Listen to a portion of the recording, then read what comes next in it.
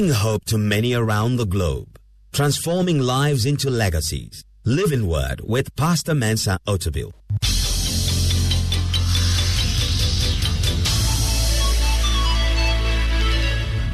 And now, today's word. The third important thing is that you have to explore your opportunities. Explore your opportunities. Number one, establish your intentions. Number two, evaluate the cost. Number three, explore your opportunities. Explore means that you're going to make effort to look a bit closer. You're going to make effort to discover. You're going to make effort to consider things beyond the way they appear. Everybody who explores goes the second mile. So how do you explore your opportunities? First, you have to see beyond the difficulties before you. See beyond the difficulties before you. Do not allow the challenges to obscure your vision. What you see as a difficulty may actually be an opportunity waiting to be taken advantage of. See beyond the difficulties before you. I told you to count the cost. But the fact that there is a price to it doesn't mean you cannot pay it. It simply tells you there's a price. And maybe if you look at it a bit closely, you find you can actually pull the resources to get it done. So look at the opportunities around you. Look at the difficulties. A lot of times, opportunity is disguised as problem. And many times, the thing that is a problem is actually an opportunity. There is an old story that salesmen and women talk about a gentleman who worked for a shoe company and he was sent to a new area for the shoe company to have an extension of his business to sell shoes in that new area. It's a village. He goes to the village and nobody has a shoe. Nobody wears a shoe, and he's come to sell shoes and nobody has shoes. So he goes out there, he looks at the problem, he says, nobody even has a shoe. They don't know what a shoe is. How can I sell them a shoe? So he sends a telex or telegram back to the headquarters and says, hopeless. There's no opportunity. The people don't even have shoes. They don't know what a shoe is. So the headquarters says, come back home to the headquarters. They record him. They sent a second worker, a second salesman. He goes out there and he sees the same problem. Nobody has shoes. And he sends a telegram. He says, I need tons of shoes because nobody has shoes and I can sell them all the shoes they need. It depends on how you see the problem. How do you see scarcity? Does scarcity mean something can be done about a problem, or it means that there is no hope for the problem?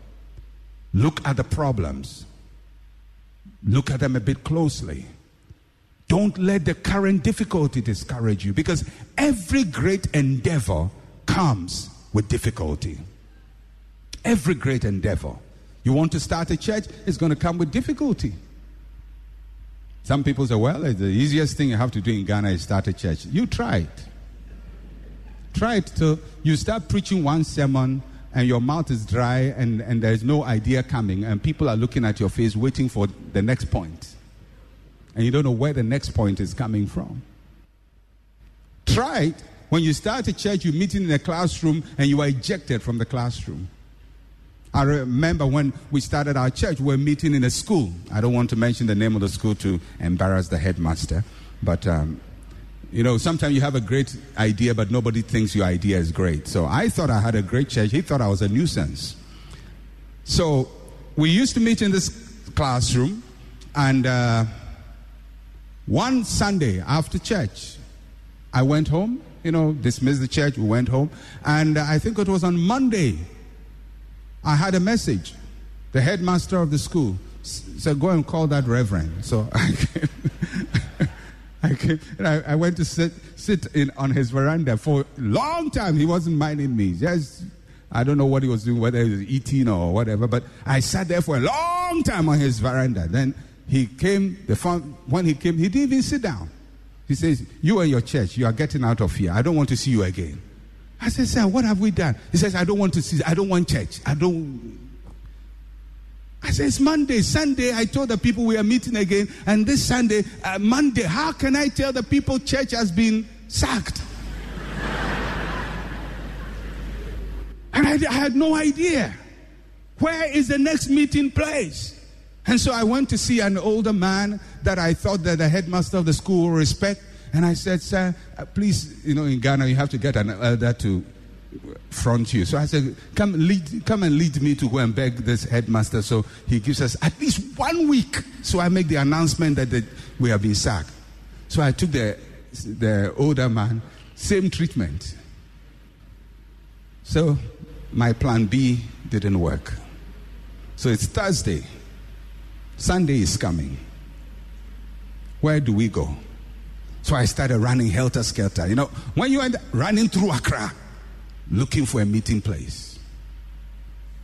And on Saturday, we got a garage. Somebody's garage with no chair, no nothing, with cement, engine blocks and grease on the floor. That was all we got. So I went to stand at the classroom there, and when people would come, I said, we are not meeting here, we are meeting somewhere else. We are not meeting here, we're meeting somewhere. We lost quite a few of the people. We went to meet in that garage. And I preached my heart out. Standing, no sitting. And then the garage people said, we don't want you here. We just met one Sunday. One Sunday. The principal of the place, the head of the place said, I wasn't the one who gave it, and he didn't give it the permission. One of the workers who was a member of our church passed the corner and put us there. And the head of the place got to know. And we were sacked again. And I said, where are we going to go? Within 2 weeks, we are moving twice. But by Thursday, we got a small classroom and moved the church there. Because everything that God tells you to do, even if Jehovah himself calls you, there will be a headmaster somewhere who doesn't fear Jehovah. So don't think because the idea came from God, everybody will support it, everybody will give it their support. No, there are people who will frustrate you. And frustrate you so hard, sometimes you think your idea has failed. It never grew, it was born and it's dying at birth. And by this time the church is not even 1 year old, and we're already dying. But you have to keep going on. The difficulties are not as life-threatening as you think they are. And I'm sure I'm speaking to somebody somewhere, and your idea is threatening to die. You say, but I started, but God spoke to me. But what is happening? Nothing is happening. It's just growing. When you see any tree that has grown, go and inspect it. And you see by the tree that a big wound somewhere, and a big cut somewhere, and a branch that was broken somewhere. When it was a child, some people tried to weed it away, but it survived. Some people cut it, but it survived. Some broke it, but it survived. And finally, it may not be perfectly straight. It's got a few crooked branches, but it still survived. It still survived. Your dream will not die. The difficulties will be there. But sometimes in those difficulties, you see the hand of God. And you see God guiding you, and you see great opportunity.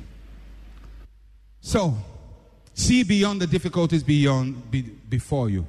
Take time to think and pray through your problems for solutions. Take time to think and pray through. 2 things you have to do. Pray through them and think through them. When I started this church, one of the things I used to do most of the time, I used to lie down for hours thinking. I still do quite a bit of it, but not in the same volume because my time is a bit more limited now. But I used to think, and Pastor Donko would tell you, I'll be lying down for 6 hours. You think I'm asleep? I'm not asleep. And he knew how to tell when I was not asleep and I was thinking. Sometimes throughout the night, I'm lying down thinking, how do I do it? And I get up in the morning, I drew organizational plans and writing vision strategy and mission strategy and working through and thinking through. How do we get that to work and how do we get that to work? You don't just sit down and expect things to work. You have to pray through them. And normally when you pray through them, divine ideas will be inspired in your mind. And you can look at that problem, think it through, and find a hole through that mountain so you can go through the mountain and achieve your aim. Don't sit and hope that things will change. Pray through them. Think through them. That market that is closed, think through it. Look at alternatives. Look at various scenarios. Look at various analysis. Look at it from different perspectives. And pretty soon, you're going to see a weak point in that problem, which you can exploit to your advantage. Be a thinker. Every challenge has an opportunity. Every temptation has a way of escape. And you have to look for it.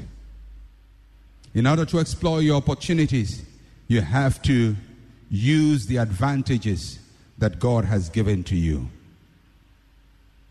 God has given you advantage. You may not see it, but you have an advantage. You may be small and somebody may be big. That's your advantage. You can go to places they can't go. You can move faster than them. That's your advantage. You may not have money.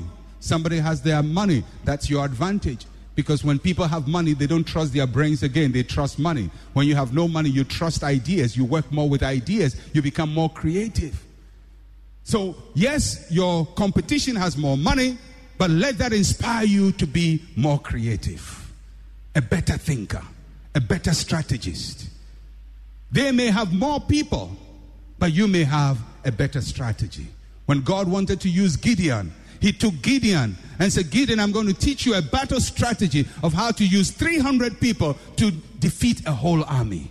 And he taught them how to do that, how to even scare and frighten an army with 300 people. He says, when you're going to go into battle, get your torches, get your pitchers. And when you get out there, just 300 of you, strike your things, make a lot of noise, and start saying, the sword of the Lord and the sword of Gideon. And when the people started to scream that, just 300 people, the enemy thought a whole army was going to come against them, and they ran away. God taught him, you don't win with numbers, you win with strategy. And when you don't have the resources, God will give you strategy. Think, pray, analyze, meditate. He will speak to you. There is a way that God knows about your problem that you don't know. He will speak to you. He will guide you. He will instruct you. Don't just sit down and say, I've tried and tried and tried. It doesn't work. I've tried my best. It doesn't work. I don't know why it is so. As for me, every time I try, it doesn't work. There is nothing special about you. You are an ordinary human being. Don't flatter yourself. Some people say, well, as for me, it's the demon. You think the devil has a special assignment on you. Who are you? Who are you? Even people more anointed than you, the devil gives them space. You with your little dream. Oh, wow, the devil doesn't care much about you. It's just that you are too lazy mentally to sit and focus and think through the solutions. And you don't want to spend time praying. But you got to pray. Invest prayer. Invest thinking. Invest strategy. And write down ideas. And pretty soon, a clear plan will form in your mind, which you can use to achieve your objectives. Use the advantages that God has given to you. And finally, for you to work towards your targets, you must endeavor to finish what you start. Jesus says, if you don't do that, people are going to look at you and laugh at you. Endeavor to finish what you start. If you start a business, take it through. You start a marriage, take it through. You start a relationship that is beneficial, work it through. Don't start things and jump off board because it's difficult, because it's hard, because it's painful. Yeah, everything is painful, my friends. Everything comes with a challenge. And next year the challenge will escalate. But also with the grace of God, escalate on your life. There will be things for you to do. Some of you have got great ideas. The time is right. Opportunity is knocking on the door. You know this is the time for you to do those things. So step out and do them. Count the cost. Look at the opportunities available. Don't let the difficulties discourage you, and keep moving. And when you start, you must see the finish line. Endeavor to finish. Be a finisher, not just a starter. Don't be one of those people who start 1,000 ideas and never finish anything. Who are excited about something but never see anything through. I would rather see one project through than to have 1,000 projects exciting me but not fulfilled and accomplished. There must be something to your name. There must be something that you can say at the end of the year. I started with 0 and this is how far God has brought me. You must finish something. You must finish something. So how do you do that? Stay focused and committed to the process. Stay focused and committed to the process. Everything that has a beginning has an end. Everything. The end may be the completion, or the end may be the abandonment, but it's still the end. If you watch people running a race, they start at the beginning and they end. Some people end in the middle. They didn't finish the race, but they ended. Somebody's running a marathon. He starts, and maybe after mile 21, he gets tired. And he stops. He has ended, but he hasn't finished. God doesn't want you just to end. He wants you to end at the finish. And there are those who end and complete. You must be one who completes. You don't end in the middle. You don't end somewhere, in the middle somewhere because it got so bad. There's a story of a man who ran the marathon from one African country, Stephen Akwari, and I think it was 1968 Olympics, and he ran and he fell down and was bruised all over, and everybody thought he should end, he should stop running, but he got up, and when he got up, he was tied, bandaged, blood was oozing out, but he was running. When the marathon ended, 2 hours after the marathon ended, they finished the ceremony. People were going out from the stadium, and here comes Stephen Akwari, limping along, limping along, limping along. And people started clapping for him. The whole stadium went ablaze. 2 hours after the race, somebody is coming to finish. And he came limping and limping and limping with blood. I actually have a film clip of that. And when he finished, newspapers, TV people, newsmen, journalists came to interview him. And they said, so why didn't you give up? The ceremony is ended. You are way last. And he said, my country did not send me here to start a marathon. They sent me here to finish a marathon. And I came not just to start, but to finish.